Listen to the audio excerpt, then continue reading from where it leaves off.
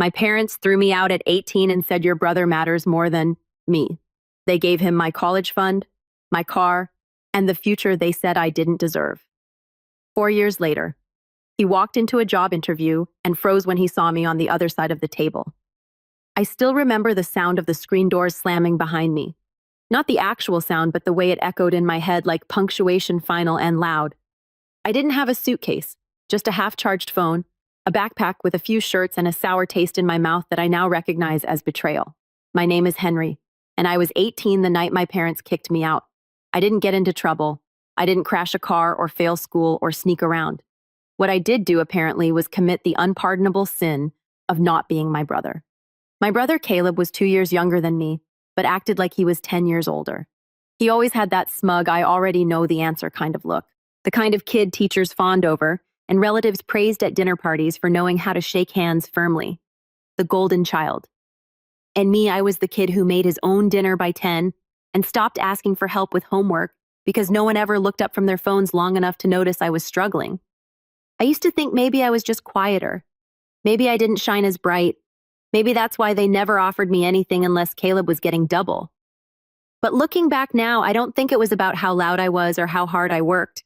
I think they just made up their minds early on that Caleb was the one who'd carry the family name, who'd succeed and make them proud.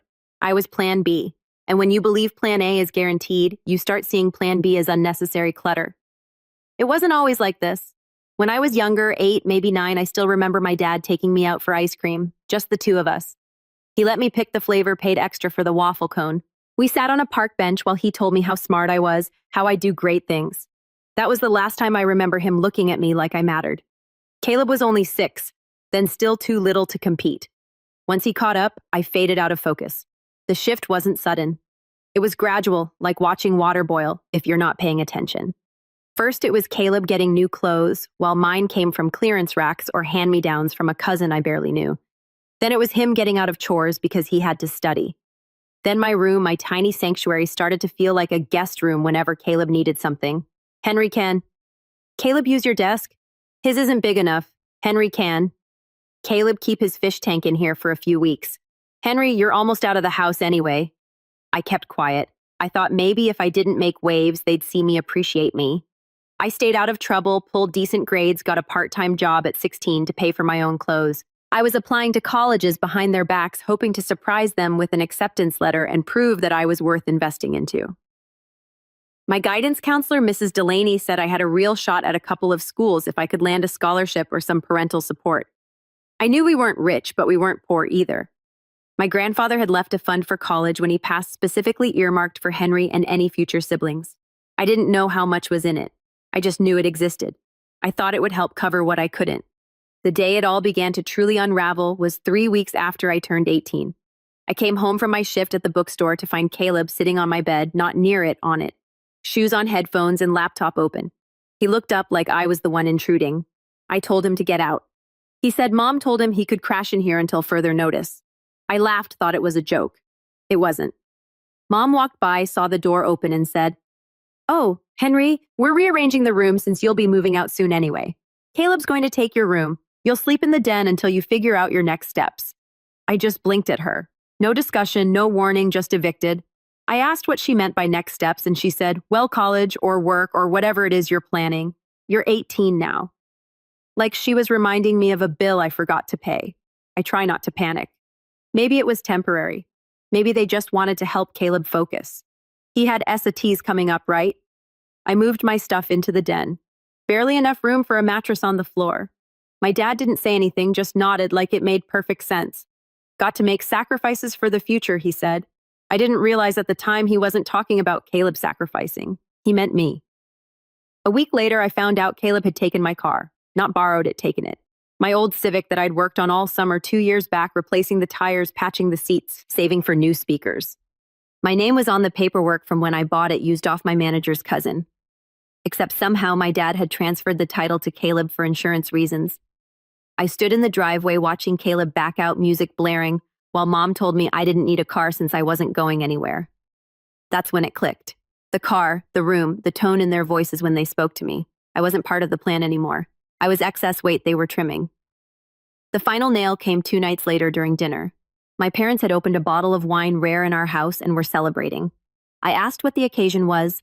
Mom looked over her glass and said, "We just finalized everything for Caleb's college plan.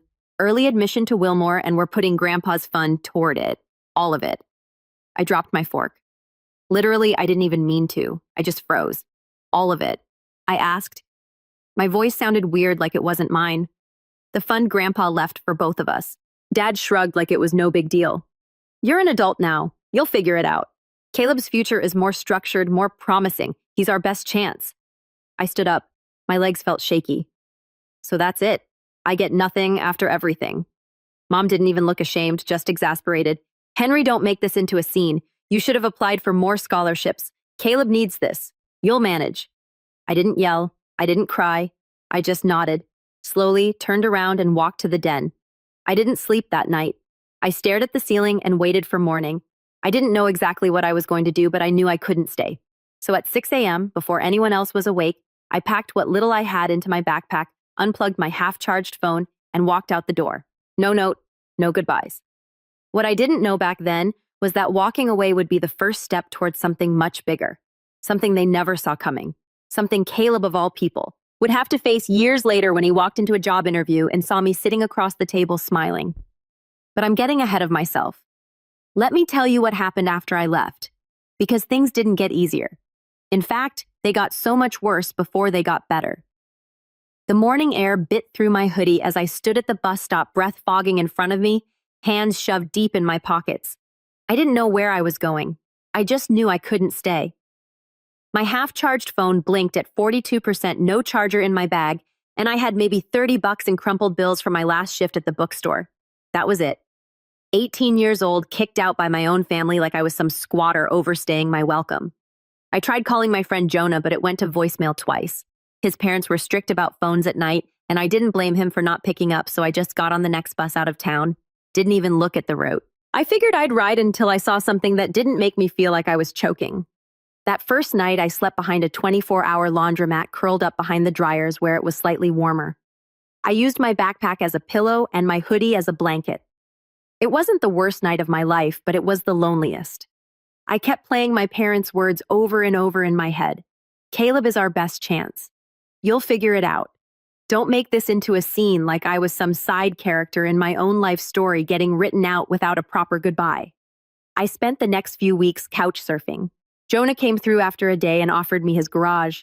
It was cramped full of old bikes and boxes, but I had a roof and access to an outlet. That outlet became my lifeline. I started looking for work right away. Anything to keep me busy, to keep me from thinking. I landed a gig at a hardware store 2 towns over, commuting an hour each way by bus. It didn't pay much, but I worked like a man possessed. Stock shelves, loaded pallets, cleaned spills without being asked. The manager, Dale, noticed. He offered me extra hours, and soon I was working weekends too. Meanwhile, Jonah's parents didn't mind me staying for a while, but they had their own lives, and it was clear I was just a guest. I cleaned the garage every other day and paid for my own food, even tossed some money toward the electric bill. Still, after a couple months, Jonah pulled me aside and said, "Hey man, my mom's starting to ask questions. I think you got to start looking for a real place." I didn't blame him. I just nodded. Yeah, I get it. By spring, I had saved enough for a shared apartment with 2 other guys I met through work. They were older, messy, and smoked too much indoors, but rent was cheap, and no one cared where I came from. I picked up night shifts unloading trucks and started taking free online classes during the day. I found a rhythm. It wasn't glamorous, but it was mine. That year taught me more than high school ever did. How to live cheap, how to budget down to the cent, how to keep pushing even when every bone in your body says sleep. I learned how to fix broken things, sinks, fridges, microwaves, and eventually started taking small repair jobs for extra cash. I told myself I'd build something from the ground up, not for revenge. Not yet, just to prove to myself I could. And then came the email.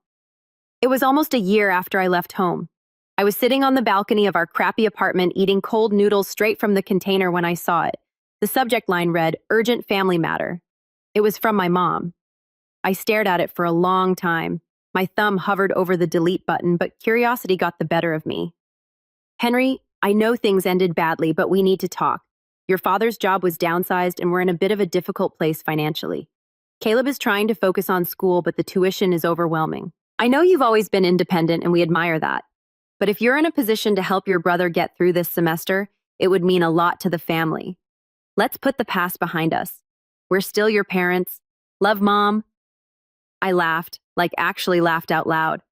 The same people who shoved me out like garbage were now asking for help.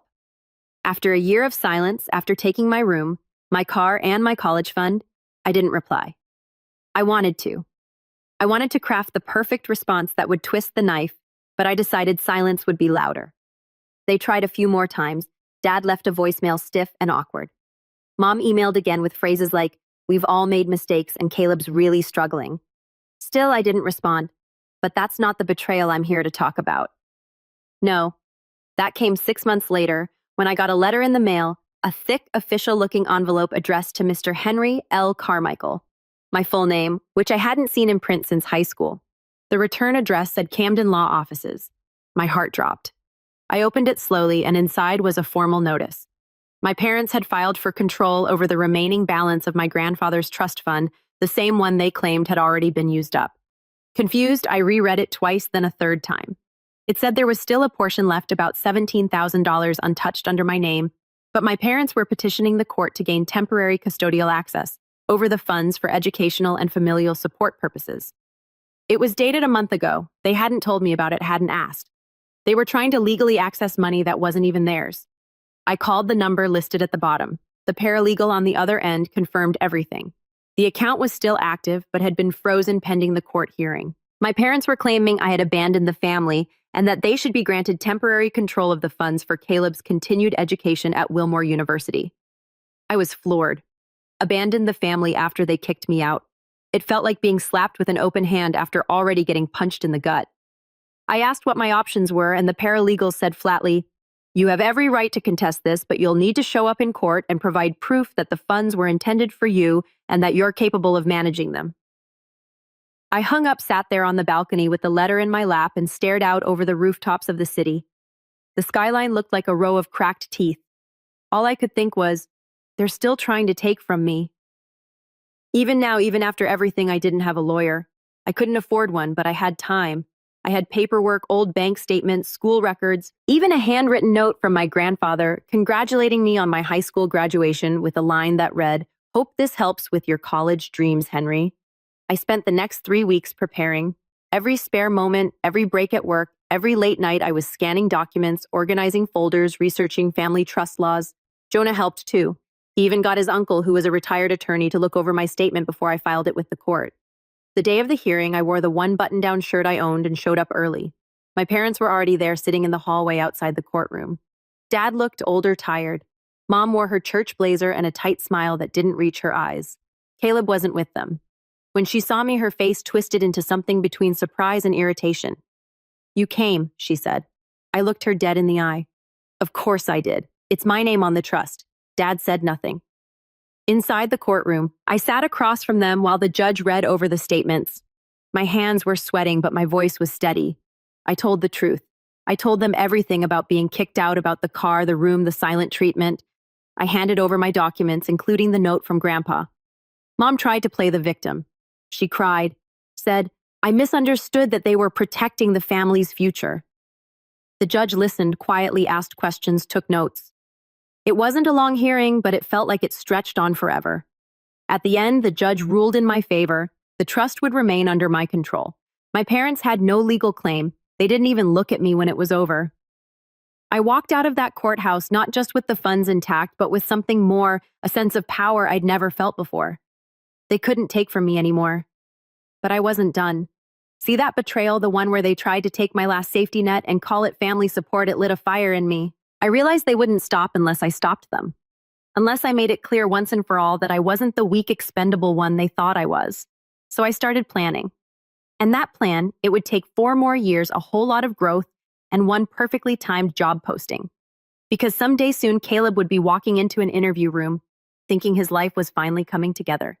And he'd see me sitting there across the table holding his future in my hands. But I'll tell you how we got there next. After the court hearing, you'd think I'd be riding high like some underdog who'd finally punched back. But life doesn't hand out neat little victories wrapped in bows. It just keeps going, indifferent to whether you're winning or barely hanging on.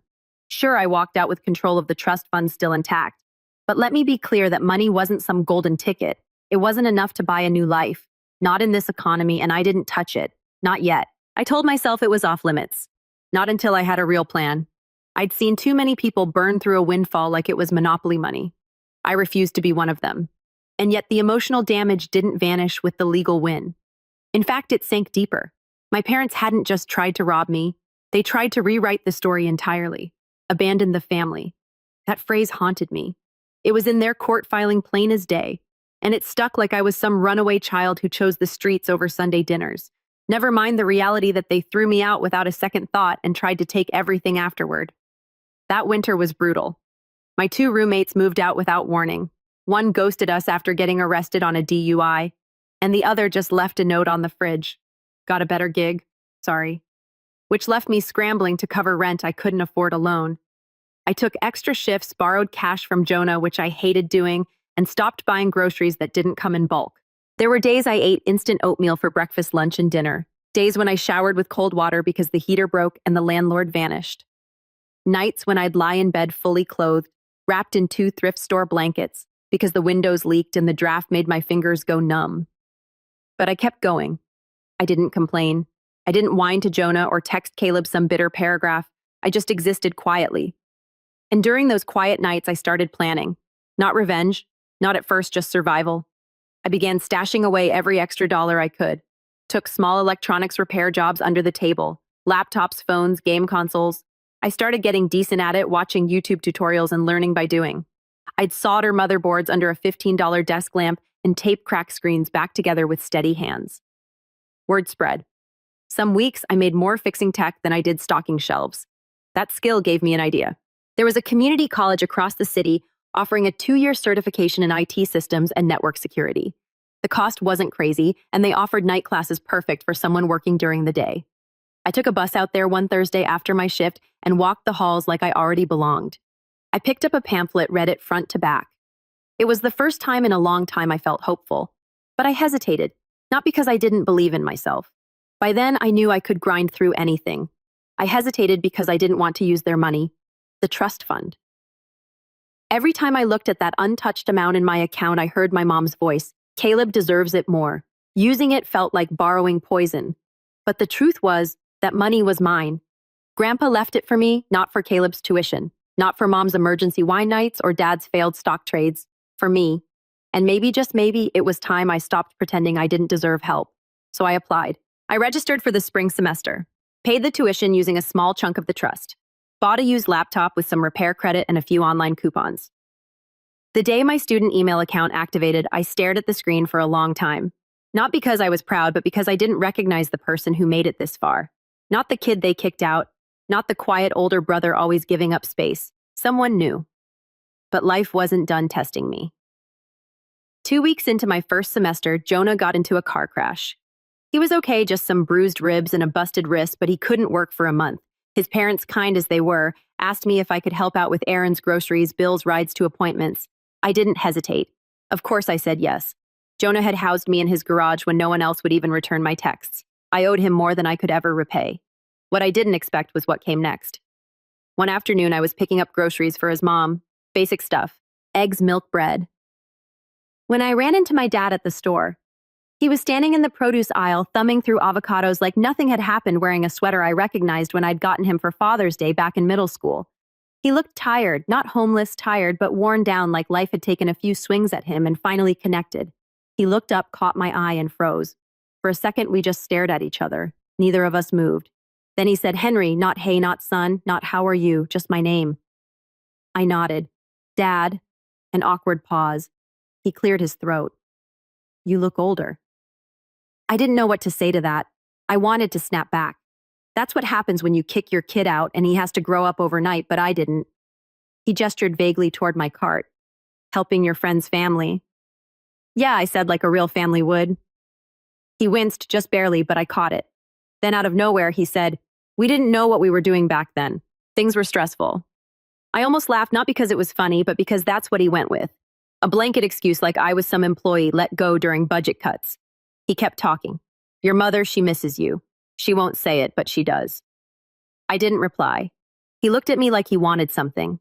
I saw it in his eyes, that tiny glint of hope, that maybe, just maybe, I'd throw him a rope, that maybe I still had a sun-shaped hole in my heart that he could crawl back into. But I didn't give him the satisfaction. Instead, I asked, "How's Caleb?" The moment I said it, I regretted it. Not because I cared, but because I didn't want to give them any part of me, not even my curiosity. Dad sighed. He's having a tough time. Switched majors twice. Lost his scholarship last semester. He's not sure what he wants. I shrugged. Sounds like a problem for his parents to solve. Dad opened his mouth like he was about to argue, then closed it again. He looked older in that moment than I'd ever seen him, like the weight of his choices had finally settled on his shoulders. "Well," he muttered, "it was good seeing you." I didn't respond. He walked away, leaving behind the scent of cologne and something sour. Regret, maybe. That night I couldn't sleep. Not because I felt guilty, but because that encounter shook me more than I wanted to admit. I kept replaying his voice in my head, trying to decipher what he really meant. Was it remorse, manipulation, a mix of both? I didn't know. I still don't. But I doubled down on school after that. I studied harder, took on every repair job I could find, and slowly, inch by inch, I built something that looked like a future. I wasn't just surviving anymore. I was stacking bricks. My professors noticed. One of them, Mr. Kwan, took me aside after class one day and said, "You ever thought about internships? I know a guy who works in corporate IT, big firm, might be a good fit." I blinked. "Seriously?" He nodded. "You've got the drive and the story." I hesitated. "I don't want charity." "It's not charity," he said. "It's opportunity. You've earned it." So I sent in my resume, cleaned it up, added my repair business, my coursework, my GPA, which was shockingly good. I didn't expect much, but a week later I got an email. "We'd love to schedule an interview." It was a junior IT analyst position at a financial tech company downtown. Nothing glamorous, but it paid decent and had potential. I showed up early, wore my only blazer, brought copies of my resume on real paper, sat in the waiting area with sweaty palms, and tried not to bounce my leg too much. And when they called my name, I stood up, shook hands, and walked into the interview room. That's when I saw him sitting across the table, dressed in a navy suit, holding a clipboard. My brother, Caleb. He looked up and his smile vanished. But I'm not going to tell you what happened next. Not yet. Because before that moment, before the tables truly turned, there was one more thing I haven't told you. Something Caleb did, something I didn't find out until right before that interview, the real betrayal. And once I learned it, everything changed. Not just how I saw him, but how I saw myself and what I knew I had to do next. Caleb's eyes went wide the second he saw me across that interview table. And for a fleeting moment, I couldn't tell if the emotion behind them was confusion, guilt, or fear. He hadn't seen me in years. Not since the day I walked out with a half-charged phone and a backpack full of shirts. Not since the courtroom where he didn't even bother to show up. I watched him blink once, twice, then subtly glance at the nameplate in front of me as if to confirm what his gut was already screaming. Henry Carmichael Jr., IT hiring manager. I offered the most professional smile I could manage. Polished neutral, just enough warmth to keep it professional, but not enough to erase the years that sat between us. "Next candidate, please," I said, motioning to the empty chair. He sat down like a man walking into a firing squad. But before we get to what happened in that room, let me rewind. Because the story isn't about the moment I got even. It's about the climb it took to get there. After that encounter with my dad in the grocery store, something shifted. Maybe it was the bitterness still lingering in my chest. Maybe it was the reminder that I was doing better, that I had come this far without anyone's help. Either way, I stopped waiting for closure. I stopped hoping they'd wake up one day and feel sorry. I let go of that fantasy the same way I'd let go of childhood drawings and baseball trophies with quiet finality. School started picking up fast. I finished my first semester with straight A's. Then the next, I turned out to be better at it than I ever expected. Systems made sense to me. Problems had solutions, and I wasn't afraid of hard work. I took extra certifications, CompTIA, Cisco networking, even a bit of Python automation on the side. I consumed information like a man starving. And the internship, it turned into a job. They brought me on as a full-time junior tech specialist once I finished my second year. My salary wasn't glamorous, but it was solid, more than anything I'd ever seen growing up. I found a clean apartment, tiny but mine, and bought a decent used car that didn't smell like stale fast food. For the first time in my life, I could breathe. But I didn't stop there. I kept learning. Every night after work, I logged into online classes, studied project management, cybersecurity protocols, data infrastructure. I worked at meetups, asked questions, stayed late to shadow the senior analysts. I built a professional website with a portfolio of the systems I'd optimized and the network diagrams I'd designed. I helped redesign our department's internal workflow, reducing our ticket backlog by 32% in 3 months. Word spread. And then I got promoted. IT project coordinator, then assistant manager. Within 3 years of walking out of my parents' house with a dead phone, I was leading a team of analysts, managing infrastructure upgrades and overseeing intern onboarding. You know what the funny thing is? I still hadn't touched most of the trust fund. Sure, I'd used a little for school, but the majority of it stayed untouched. I didn't need it anymore. I was doing fine without it. That money was no longer a lifeline. It was leverage, and I was saving it just in case. I still never spoke to my parents. Occasionally, I'd get emails from unknown accounts with vague subject lines like, "Hope you're well," or "Let's talk." I never opened them. Jonah did some digging once and found a Facebook post from my mom asking for prayers for a son who lost his way. The comments were filled with people offering sympathy and suggesting forgiveness. I didn't comment. I didn't even scroll. But Caleb never reached out, not once. Until the company I worked for started opening up entry-level positions in our partner branch, a new location, fresh team, young hires, and guess who was trying to get in the door? I found out not through Caleb directly, but through HR. We were vetting candidates for the upcoming round of junior analysts, and I recognized the name immediately. Caleb Carmichael. It hit me like a bucket of cold water. At first, I thought it had to be a coincidence, but the resume confirmed it. Same birth date, same hometown, even listed Wilmore University, although he'd failed to note the gap years. I called in a favor from an old contact on campus and found out he never finished his degree, dropped out halfway through his junior year. No formal explanation, just vanished. Apparently, life without constant handouts had been harder than he expected. He was applying through open channels now, chasing any opportunity he could. And our company, it had prestige. It was the kind of place that looked good on paper, the kind of place someone might apply to just to say they were doing something important. I stared at his resume for a long time. Then I asked to sit in on the interview. "Is there a reason?" my boss asked. "You're not usually in first rounds." I smiled. "Just want to make sure we're hiring people who know how to take initiative." He shrugged. "All yours." And that's how Caleb ended up walking into that conference room and seeing me sitting across from him. The rise wasn't flashy. There were no fireworks, no dramatic montages. It happened slowly through tired mornings and late nights studying, through rejection emails and client escalations, through fixing other people's messes and staying silent when my credit got passed off to someone else. But eventually, people noticed. My name started circulating on promotion shortlists. Clients requested me by name. My team grew. And one day, the head of our department called me into her office and said, "You've got an eye for detail. You ever thought about managing recruitment?" I hadn't, but I said yes because I knew one day he'd come knocking.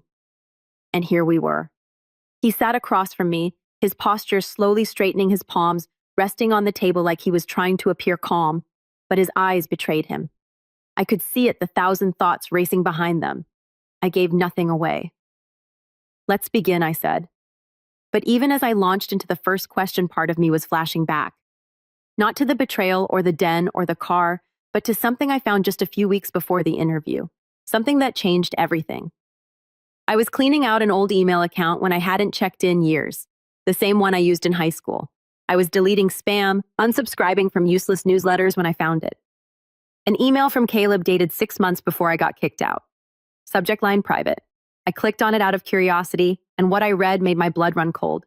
It was a forwarded message, my college acceptance letter, the one I never received. And under it, a short message from Caleb to my mom. "Should I delete this, or do you want to?" That's when I knew they didn't just favor Caleb, they actively sabotaged me. I sat there staring at that message for a long time, trying to wrap my head around the fact that Caleb had intercepted my acceptance letter, maybe logged into my account when I forgot to log out and send it to our mom so they could get rid of it. And they had. I never saw that acceptance. I never even knew the school had replied. I thought I'd been rejected, that I wasn't good enough. But I was. I just never got the chance. That email changed everything, not just how I saw them, but how I saw myself. For years, I thought I was second-rate, not quite smart enough, not quite impressive enough. But I'd been robbed of the starting line, and now here he was sitting in front of me looking for a job, and I held the keys. But this wasn't going to be some explosive revenge story. No desk flipping, no dramatic shouting match. That wasn't my style anymore, because the best kind of power, it's quiet, it's patient, it's earned. And as I reached for Caleb's resume and asked him to walk me through his work experience, I knew exactly how this interview was going to end, but not in the way he thought. Because I wasn't just there to deny him. I was there to show him exactly what it felt like to chase something, to want it desperately, and to realize that someone else already made the decision long before you walked through the door. But we'll get to that soon. First, I wanted to hear him squirm. Tell me his story, explain his hardships, and maybe, just maybe, I'd let him know that I knew that the email wasn't lost, it was saved, and it was going to be the final nail in the coffin he built for himself. Caleb cleared his throat and sat up straighter, trying to regain his composure as I tapped the tip of my pen lightly against the corner of his resume. So, I said casually, flipping the paper, walk me through your work history, starting with your most recent role. He opened his mouth, closed it, then forced a polite smile. All right. Well, after I left school, I did some freelance tech support. Small stuff, home network, software setup, that sort of thing. I worked for a startup for about 6 months, but they shut down. Most recently, I've been helping a family friend with IT security, contract-based. It was vague, purposefully vague, and I knew it. He padded the timeline, stretched short gigs to cover multi-month gaps, glossed over the dropout. The family friend was probably just someone who let him reset a router and call it penetration testing. Still, I nodded. Interesting. Why'd you leave, Wilmore? He froze again, a flicker of something in his eyes. Shame, resentment. I realized the program wasn't aligned with my goals, he said carefully. Felt like I was wasting time on outdated material. I wanted more hands-on experience. Translation. He flunked out or gave up, but I let it slide. For now, I murmured, flipping to the next page in his application. Can you tell me about a time you had to handle a difficult technical issue under pressure? He gave me a pre-rehearsed answer about a Wi-Fi outage and a frustrated client. Something low stakes and unimpressive. I barely listened. I was watching him, watching the sweat form at his temple, the way his fingers twitched near the cuff of his shirt. He wasn't sweating because he was nervous about the job. He was sweating because he was starting to remember. I glanced at the digital clock on the wall. We were 10 minutes in, time to shift gears. So I said, setting the paper down, before we wrap, I want to talk to you about company culture. He blinked. Sure. In this department, integrity is everything. Trust, accountability, respect. We don't just hire skill. We hire people we can count on. People who understand that honesty matters even when no one's watching. He nodded slowly, sensing the weight behind the words, but not sure where it was going. I leaned forward, and while reviewing your application, I did a little background check. Nothing too deep, just connecting dots. I opened my laptop. He leaned in, slightly curious. Then I clicked, and up popped the email. Should I delete this, or do you want to? His face drained of all color. I didn't say anything. I just let the silence stretch, his eyes locked on the screen, lips slightly parted. You recognize this, I asked. He didn't answer. This, I continued, was sent 6 months before I got kicked out. It was forwarded from my college application portal. The acceptance I never received. Still silence. I used to think I wasn't good enough. I said voice even. I thought I didn't get in. That maybe I was always meant to fade into the background while you got the spotlight. Turns out someone dimmed mine on purpose. Caleb swallowed hard. Henry, I save it. I cut in, sitting back. I'm not here to hear your version. I'm here to let you know I saw everything. And I want you to sit with that for a second, because you didn't just steal a letter. You stole years' opportunities. My shot at a future that I had earned. He looked like he was about to speak, but I raised a hand. And the thing is, I continued, you didn't do it alone. Mom and Dad were in on it. They wanted me gone. You were just the eager little soldier who carried out the orders. Caleb looked down at his hands. But here's the thing, I said, standing slowly and circling the table. Despite everything being thrown out, having my room taken, my car handed over, my college fund rerouted, I made it. I paused beside his chair. You're sitting in this chair because of the name on the door behind you. That name's mine. He looked up, eyes glossy. So what now? He said, voice barely above a whisper. You're going to humiliate me. No, I said simply. I'm going to give you a fair interview just like everyone else. That's how I work. Merit-based. His brows pulled together, confused, almost hopeful. I let that hope sit with him. Then I stepped back toward the table, grabbed his resume, and held it up. But you're not qualified, I said, tapping the paper. You've inflated your experience. There are gaps in your timeline you can't explain. And our company takes resume fraud very seriously. It's grounds for blacklisting. His eyes widened again. Wait, Henry, please. I need this job. Yeah, I said, tilting my head. Kind of like how I needed that acceptance letter, right? He opened his mouth. I didn't care what was about to come out. Interview's over, I said calmly. I walked him out. No shouting, no scene, just a cold hallway and the sound of his footsteps getting smaller. But that wasn't the end. The revenge wasn't just about denying him, it was about revealing him. You see, I didn't just find that email, I did a bit of digging. Turns out Caleb had also accessed my online FAFSA profile back then, deleted it before the submission window closed. He used my birthday to reset the password and changed the recovery email to my dad's. I found browser logs on our old shared desktop. I compiled it all. Then I sent a neat little file to the admissions department at Wilmore labeled Evidence of Academic Interference. Former applicant Henry Carmichael. I told them I wasn't asking for retroactive admission. I just wanted them to be aware that their systems were exploited, that my application had been sabotaged from within my own home. They responded, apologized, said they were investigating. They also mentioned they had received multiple reports over the years of students with similar cases, and that mine had helped connect the dots. Then came the kicker. A week after Caleb's failed interview, I received a call from Wilmore's disciplinary committee. He tried to re-enroll through their online continuing education program. He'd been rejected permanently. They flagged his academic record, blacklisted his name. I didn't celebrate not outwardly, but inside. It was the first time I felt peace. Not vengeance, not spite, justice. But there was one final move, a quiet one. I wrote a letter, addressed it to my parents. No return address, just a plain white envelope with 3 simple lines. You kicked me out at 18 with nothing. 4 years later, your favorite son came begging at my door. I gave him exactly what you gave me. And then I moved on. Because sometimes revenge isn't loud. It's not a spectacle. It's simply balance restored. And after all these years, I had finally found mine. 6 months after Caleb walked out of that interview room, I got a message through LinkedIn from a name I hadn't seen in years. Mom, the profile was barely filled in. No job listed, no smiling profile photo, just a cropped image of her standing next to Caleb at what looked like a high school graduation. The message was short. We heard what happened. Please call us. Caleb's been struggling. We'd like to talk. I didn't reply. Instead, I sat on the balcony of my new apartment on the 12th floor with a skyline view and a breeze that didn't smell like mold or burnt ramen and let the message sit there unread. I'd already made my decision. By then, everything had changed. I'd been promoted again, senior IT manager. My team had doubled. I was mentoring junior analysts, hosting security workshops, even consulting for startups on the side. The trust fund. I finally closed it, took the remaining balance, matched it with my savings, and started a scholarship fund, the Carmichael Second Chance Grant, designed specifically for students who'd been displaced, sabotaged, or denied support by their own families. I funded the first 3 recipients myself. Each one came with a story that hit too close to home. As for Jonah, he got back on his feet, healed up, and started his own mobile repair business. I helped him build the website and optimize his back-end system. We still grab wings every Friday. Some friendships are just built to last. And my parents, they faded. I heard through a mutual acquaintance, an old neighbor, that my dad lost his second job after a failed investment. And Mom had started freelance interior design, but mostly just complained about the housing market. Caleb was back home.